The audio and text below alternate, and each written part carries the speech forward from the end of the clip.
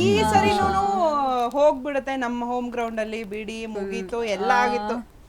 ಇಲ್ಲ ಆಕ್ಚುಲಿ ಅದು ಏನಿಗೆ ಗೊತ್ತಾ, ದೃಷ್ಟಿ ಇರುತ್ತಲ್ಲ, ಎಲ್ಲ ದೃಷ್ಟಿ ಹೋಯ್ತು. ಸೊ 3 ಮ್ಯಾಚ್ ಸೋತಿದ್ರು, 4ನೇ ಮ್ಯಾಚ್ ವಿನ್ ಆದ್ರು. ಇವಾಗ ಎಲ್ಲ ಮ್ಯಾಚ್ ವಿನ್ ಆಗ್ತಾ ಬರ್ತಾರೆ.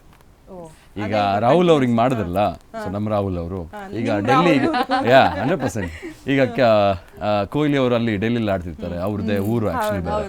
ಅವ್ರು ಯಾವ ತರ ಸಿಗ್ನಲ್ ಕೊಡ್ತಾರೋ ಅವ್ರು ಯಾವ ತರನು ಸಿಗ್ನಲ್ ಕೊಡಲ್ಲ.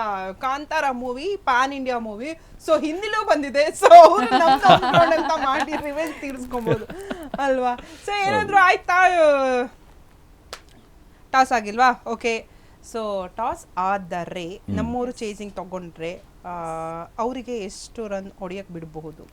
ಮ್ಯಾಕ್ಸಿಮಮ್ 170 ಕಟ್ ಆಗ್ತಾರೆ ಅಷ್ಟೇ. 170 ಮೇಲೆ ಸ್ಕೋರೇ ಬರಲ್ಲ.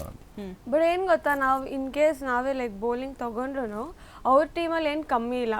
ಅಂದ್ರೆ ಬೌಲರ್ಸ್ ಸ್ಪಿನ್ನರ್ಸ್ ತುಂಬಾ ಸಕ್ಕದಾಗಿದ್ದಾರೆ. See for example Akshar Patel and then Kuldeep Yadav ಅವರು. ಸೊ ಇವರೆಲ್ಲ ತುಂಬಾ ಚೆನ್ನಾಗಿ, ಐ ಮೀನ್ ಅವರೆಲ್ಲ ಫಾರ್ಮರ್ RCB ಪ್ಲೇಯರ್ಸ್. ಎಕ್ಸಾಕ್ಟ್ಲಿ. ಅದು ಹೌದು, RCB ಅವ್ರು ಹೆಂಗಿರ್ತಾರೆ ಅನ್ನೋದು ಗೊತ್ತಾಗಿರುತ್ತೆ ಅವರಿಗೆ. ಸೊ ಅದು ನಮಗೆ ಒಂದು ಡಿಸ್ಅಡ್ವಾಂಟೇಜ್ ಆದ್ರೂ ಆಗ್ಬೋದು.